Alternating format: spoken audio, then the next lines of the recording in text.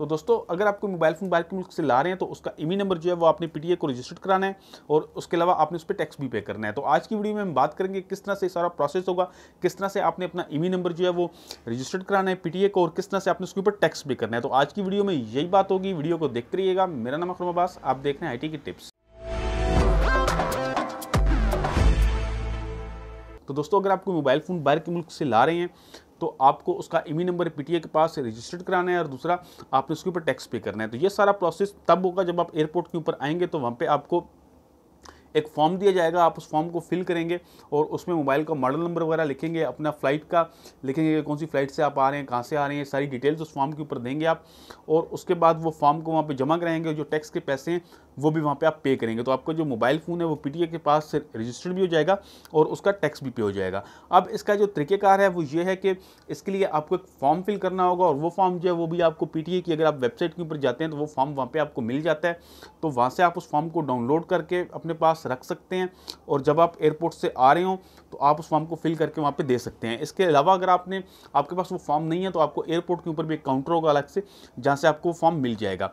इसके अलावा दूसरी जो चीज़ है वो ये है कि अगर आप मिसाल के तौर पे कोई मोबाइल फ़ोन बाहर के मुल्क से कोरियर करवा रही हैं तो कोरियर के में क्या तरीक़ेकार होगा, किस तरह से आपने टैक्स के पैसे पे करने हैं और किस तरह से आपने अपना ईमी नंबर रजिस्टर्ड कराना है। तो अगर आप उस वेबसाइट के ऊपर पीटीए की वेबसाइट के ऊपर जाएंगे तो वहाँ पे आपको उस फॉर्म के साथ एक और लिंक मिलेगा जिसके ऊपर आपने अपना ऑनलाइन एक अकाउंट बनाना है। उस अकाउंट को क्रिएट करने के बाद आप अपना ईमी नंबर जो है वहाँ पर रजिस्टर्ड कर सकते हैं और वहाँ से टैक्स भी पे कर सकते हैं। तो मैं आपको पीसी के ऊपर चल के बताता हूँ कि वो पहले आपको मैं वो फॉर्म दिखाता हूँ कि वो कौन सा फॉर्म है जिसको आपने फिल करना होगा एयरपोर्ट के ऊपर। और आपने दूसरा मैं आपको तरीका बताऊँगा कि आपने जो कोरियर करना है, अगर आप कोरियर के थ्रू मोबाइल फ़ोन मंगवा रहे हैं तो आपने उसका प्रोसेस क्या है।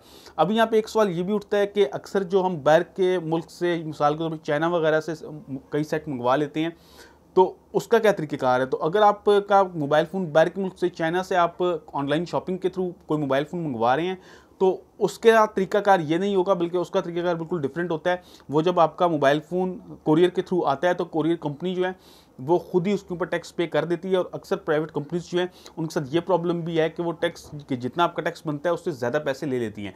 तो इस चीज़ को भी हल होना चाहिए, इसका भी कोई प्रोसेस जो है वो बेहतर होना चाहिए ताकि कोरियर कंपनीज जो है वो ज़्यादा पैसे ना ले सके। तो आज की वीडियो में मैं आपको पीटीए की वेबसाइट दिखाता हूँ और आपको फॉर्म के बारे में बताता हूँ, उसके अलावा मैं बताता हूँ कि वो ऑनलाइन अकाउंट कैसे बनता है। तो फ्रेंड्स अगर आप बाहर के मुल्क से आ रहे हैं तो आपको जो मोबाइल फ़ोन आप अपने साथ लेके आ रहे हैं उसको आपने रजिस्टर्ड करना होगा, उसका ईमी नंबर जो है वो रजिस्टर्ड करना होगा और साथ में उसका टैक्स वगैरह पे करना होगा।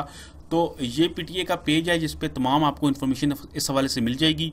तो यहाँ पे आप देख सकते हैं कि इस पर complaint, non complaint mobile phones के हवाले से कुछ बेसिक इन्फॉर्मेशन यहाँ पे लिखी हुई है और साथ में यहाँ पे आपको एक डिक्लेरेशन फॉर्म भी मिल रहा है जो इंटरनेशनल पैसेंजर्स के लिए है।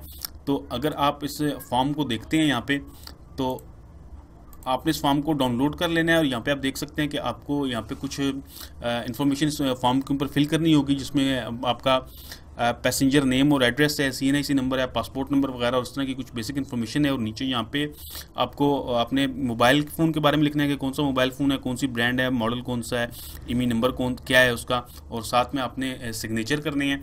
तो इस फॉर्म को आपने प्रिंट आउट लेना है इसका और इसको आपने फिल करना है मैनुअली। तो उसके बाद आपने ये फॉर्म वहाँ पे जमा करा देना है, एयरपोर्ट पे काउंटर होगा वहाँ पे आपने इस फॉर्म को जमा कराना है। तो अगर आपके पास ये फॉर्म नहीं है तो भी कोई कोई परेशानी की बात नहीं है, आपको ये फॉर्म जो है ये वहाँ काउंटर से मिल जाएगा।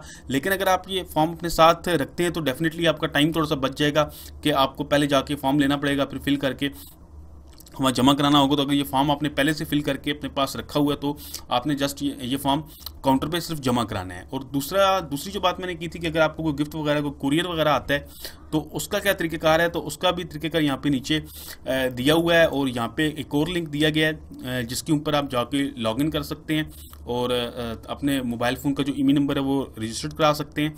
तो यहाँ पे जो ये लिंक है ये एक्टिव नहीं है, इसी तरह यहाँ पे लिंक लिखा हुआ है। तो हम इस लिंक के ऊपर जाते हैं और यहाँ पे जब आप इस लिंक के ऊपर आएंगे तो यहाँ पे आपको लॉगिन फॉर्म एक नज़र आ रहा है, ईमेल और पासवर्ड इसमें आपने देना है। तो यहाँ पे अगर आपने पहले से रजिस्टर्ड नहीं है पीटीए की वेबसाइट के ऊपर तो यहाँ पे आपने साइन अप कर लेना है और यहाँ पे कुछ बेसिक इन्फॉर्मेशन है, आपका नेम, एड्रेस वगैरह, फ़ोन नंबर वगैरह है और यहाँ पे आपने CNIC या पासपोर्ट की जो स्कैंड कॉपी है उसको अटैच करना है। तो इस तरह से आपने यहाँ पे एक लॉगिन बना लेना है और उस लॉगिन को बनाने के बाद आपको सारा तरीकेकार बताया जाएगा कि आपने किस तरह से नंबर को रजिस्टर करना है और किस तरह से टैक्स वगैरह पे करना है। तो पीटीए के इस लिंक के ऊपर आके आपको तमाम इन्फॉर्मेशन जो है वो मिल जाएगी।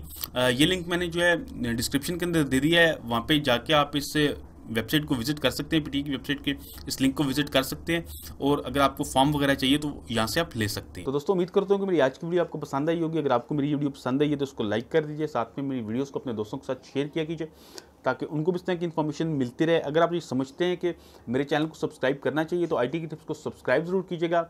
वीडियो देखने का बहुत शुक्रिया। अल्लाह हाफिज़।